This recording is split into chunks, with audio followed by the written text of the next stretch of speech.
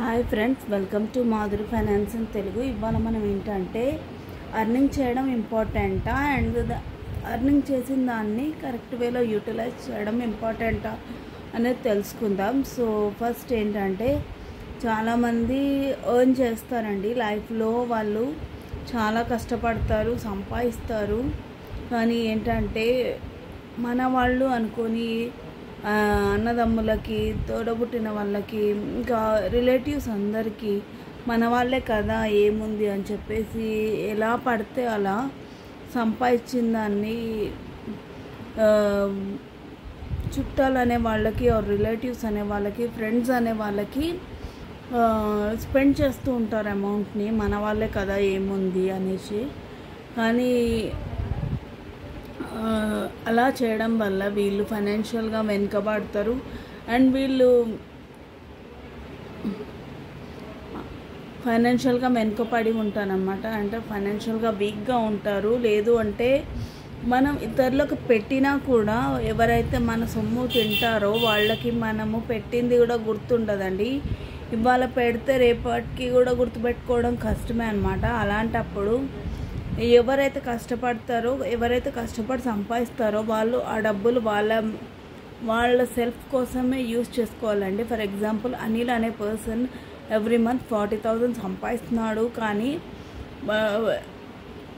ఆ అమౌంట్ని తీసుకుపోయి ఫ్రెండ్స్, రిలేటివ్స్, అన్నలు, తమ్ముళ్ళు, బామర్దులు అని చెప్పేసి అందరికీ ఇస్తున్నప్పుడు తను ఫైనాన్షియల్గా వీక్ అవుతాడు. లేదు అంటే తనకి నిజంగానే కష్టం వచ్చిన రోజు ఈ ఫ్రెండ్స్ ఆర్ రిలేటివ్స్ అనేది హెల్ప్ చేస్తారా లేదా అనేది ఒక్కసారి చెక్ చేసుకోవాలి. అలా చెక్ చేసుకున్నప్పుడు ఎవరేంటి అనేది తెలుస్తుంది. ఎందుకంటే మన వాళ్ళు అని మనం గుడ్డిగా నమ్మి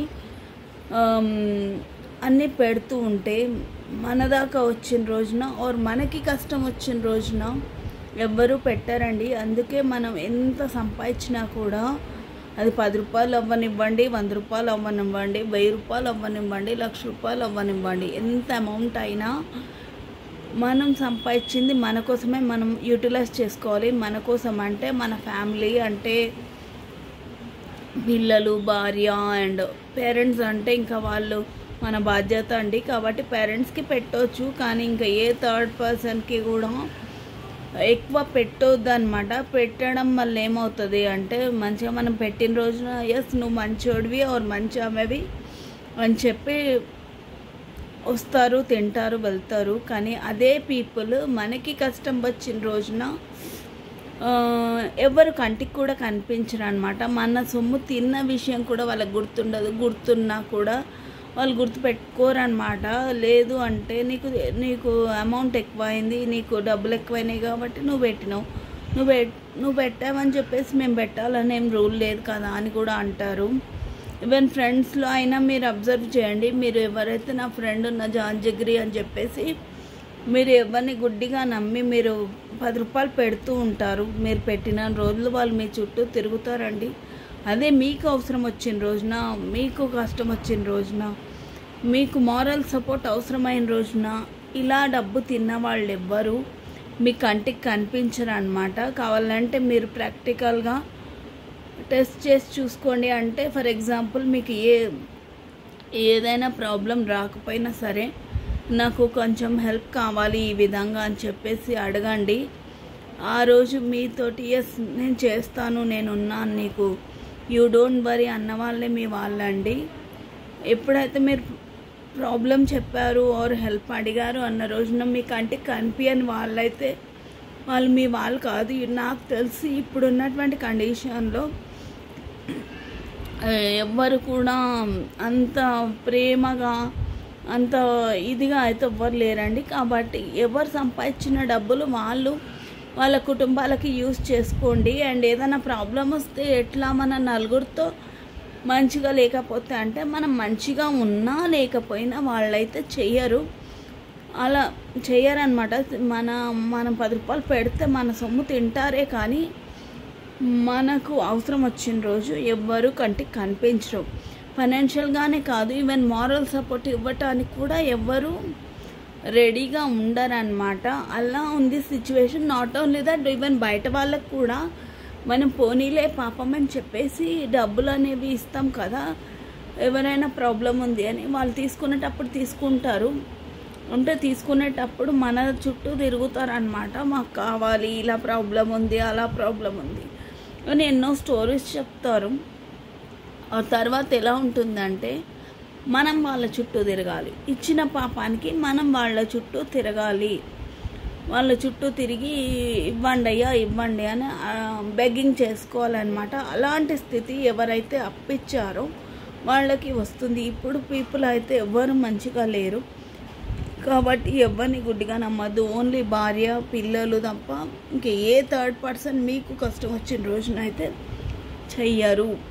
అంత మంచి మనసు ఇప్పుడున్నటువంటి పీపుల్కి, సొసైటీకి లేదన్నమాట. కాబట్టి నేనేమంటానంటే మీరు సంపాదించటమే కాదు, దాన్ని కరెక్ట్ వేలో యూటిలైజ్ చేసుకోవాలి. యూటిలైజ్ అంటే మీరు ఫైనాన్షియల్గా స్ట్రాంగ్ అవ్వడం, లైక్ బంగారం కొనుక్కోవడం అవ్వచ్చు, ఇల్లులు కొనుక్కోవడం, ఏమైనా కానీ మీరు సంపాదించిన ప్రతి రూపాయి మీకోసం మాత్రమే ఖర్చు పెట్టుకోవాలి. ఇంకా ఏ థర్డ్ పర్సన్ మీకోసం అంటే భార్య పిల్లలు అండ్ మీరు, హస్బెండ్ వైఫ్ చిల్డ్రన్, ఇంకా తల్లిదండ్రులు అనేది మన బాధ్యత కాబట్టి వాళ్ళకి చూసుకోవాలి అంతే అండి. ఇంక ఏ థర్డ్ పర్సన్కి మనం చేయకూడదు. ఏదో మనకు ప్రాబ్లం వస్తే చేస్తారు అంటే ఏమి చేయరు. వాళ్ళ అవసరానికి వచ్చి మంచిగా మాట్లాడి చేయించుకొని వెళ్తారు. కానీ మనకి ప్రాబ్లం వచ్చినప్పుడు ఎవ్వరు కంటికి కనిపించరు. చేయించుకున్న వాళ్ళు కనిపించరు, చేయించుకొని వాళ్ళు కూడా కనిపించరు. అందుకే మీరు ఎంత సంపాదించినా మీ కుటుంబానికి యూజ్ చేసుకోండి. ఒక ఇల్లు ఉంటే 2 కొనుక్కోండి, 2 ఉంటే 3 కొనుక్కోండి, ఏమైనా చేసుకోండి. అది మీ కుటుంబానికి మాత్రమే వాడుకోండి. బంగారం కొనుక్కోండి, ఏమైనా చేసుకోండి. అది కేవలం నీ భార్య భర్త పిల్లల కోసమే చేసుకోవాలి. ఇంకా ఏ థర్డ్ పర్సన్ ఎవడో వచ్చి ఏమో చేస్తాడు అని అనుకోవడం కల్లో మాట. అండ్ ఒకసారి పెళ్ళయింది, పిల్లలు పుట్టారు అంటే మీ పిల్లల బాధ్యత మీది, సో మీ ఫ్యామిలీ బాధ్యత మీది. వాళ్ళ కోసం మీరు ఆలోచించండి. ఇంకా ఏ థర్డ్ పర్సన్కి కూడా మీరు ఆలోచించవద్దు. పెట్టినా ఎంత పెట్టాలో అంతే పెట్టాలి. ఎక్కువ పెట్టి డిసప్పాయింట్ అవ్వద్దు. అరే మనకి ఏదైనా ప్రాబ్లం వస్తే చేస్తారులే, ఏం చెయ్యరు. అసలు నన్ను అడిగితే లైఫ్లో ప్రాబ్లం రాకుండా చూసుకోవాలి. నెగిటివ్ ఆలోచనలు అనేది అవసరం లేదు. పాజిటివ్గా ఆలోచించాలి. ఒకవేళ నాకు ఏమన్నా అవుతే నా పిల్లలు ఎట్లా అని అనుకుంటే అట్లా అవ్వాలని అనుకోకూడదు. ఒకవేళ ఏమన్నా అయ్యింది, హెడ్ ఆఫ్ ద పర్సన్కి, ఫ్యామిలీలో హెడ్ ఆఫ్ ద పర్సన్కి ఏమన్నా అయ్యింది, అప్పుడు పిల్లలు ఎట్లా? మన నలుగురితో మంచిగా ఉంటేనే కదా రేపు పొద్దున మనకు ఏమన్నా అయితే నలుగురు చేస్తారు అంటే ఏమి చేయరు. మీరు అప్పుడు చేయాల్సిన పని ఏంటి అంటే ఎలా బ్రతకాలి అనేది పిల్లలకి నేర్పించాలి. ఏదైనా ప్రాబ్లం వస్తే ఎలా హ్యాండిల్ చేయాలి, ఎలా ట్యాకిల్ చేయాలి, ఎలా ముందుకెళ్ళాలి అనేది మీ పిల్లలకి మీరు నేర్పించాలి తప్ప ఈరోజు మనం చేస్తే రేపు పొద్దున మనకేమన్నా అవుతే ఆ థర్డ్ పర్సన్ చేస్తారు అనేది ఉట్టి మాట అండి. ఎవ్వరు ఏమీ చేయరు, మనం పెడితే తింటారు, అన్నీ ఇది చేస్తారన్నమాట. మీ పిల్లలకి మీరు లైఫ్లో ఏదైనా ప్రాబ్లం వస్తే ఎలా హ్యాండిల్ చేయాలి, ఎలా ట్యాకిల్ చేయాలి అనేది నేర్పించండి. ఇండిపెండెంట్గా బ్రతకడం నేర్పించండి, స్కిల్స్ నేర్పించండి, లైఫ్కి కావాల్సిన స్కిల్స్. అండ్ మీ పిల్లల్ని మీరు ఎంకరేజ్ చేయండి. ఏ థర్డ్ పర్సన్ వచ్చి ఎంకరేజ్ చేయడు. మీ పిల్లల్ని మీరు ఎంకరేజ్ చేసి వాళ్ళు ఫైనాన్షియల్గా స్ట్రాంగ్ అవుతాయి. మీకు ఎంత సెల్ఫ్ రెస్పెక్ట్ ఉన్నా, ఎంత ఇది ఉన్నా కానీ ఒక సర్టన్ ఏజ్ వచ్చిన తర్వాత మీరు ఒప్పుకున్నా ఒప్పుకోకపోయినా మీరు పిల్లల మీద డిపెండ్ అవ్వాల్సిందే.